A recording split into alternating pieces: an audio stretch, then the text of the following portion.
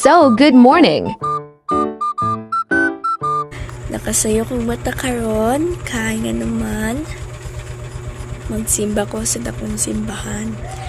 So, for today's video, samtang sayo pa man sa atong himuon, maghugas tag pinggan, tas itong mga walay sulod nga pang sudlanan sa tubig, para sulod sa rep, ato ang sudlan.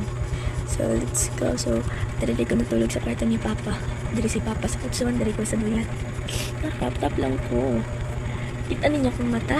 Yeah, pag-udyok ko mata. So, charge pa niya kong phone. Nabuntagan na lang, 18% pa gihapon. Pero okay lang, laban. Bashout out ko sa kong mama dira, na pa sa Manila. Nag-biyahe pa. So, let's go!